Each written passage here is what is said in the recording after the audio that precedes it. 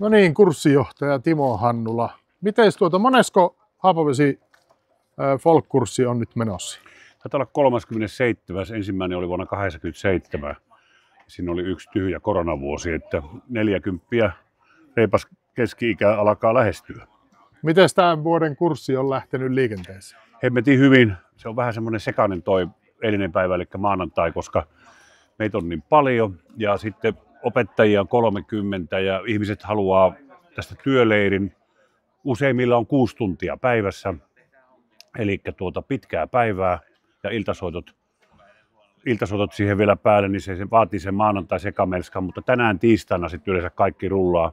Ja sitten yhtäkkiä on perjantai ja kaikki on pettyneet, että nytkö tämä jo loppuu.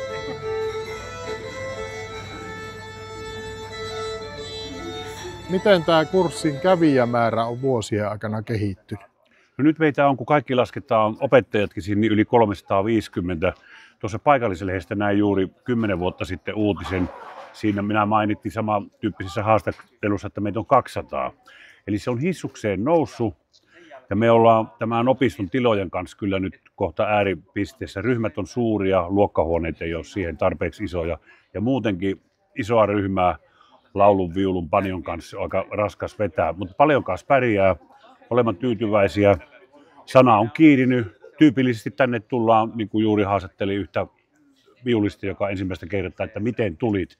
Ei suinkaan somen kautta, vaan ystävät sanoo, että Haapavedellä on kultamaa, että lähde sinne. Ja hän oli jo maanantain jälkeen erittäin tyytyväinen. Minkälaisen viestin haluat sanoa heille, jotka ei ole vielä kurssilla olleet, mutta kenties ensi vuonna voisivat tulla? Mihin kannattaa tällä kurssilla varautua? Sen sanoo heti, että olette paljon menettänyt. Täällä on ollut joka puolelta maailmaa helekkarin hyviä opettajia. Meillä on huippuluokan opettajat ja huippuluokan oppilaat. Että, siis ei muuta kuin mieli auki. Täällä voi opiskella kielisoittimia, laulua, kurkkulaulua, tanssia, siis vaikka ja mitä. Huippuporukassa, huippuseurassa ja erittäin hyvällä meiningillä ja festivaali päällä.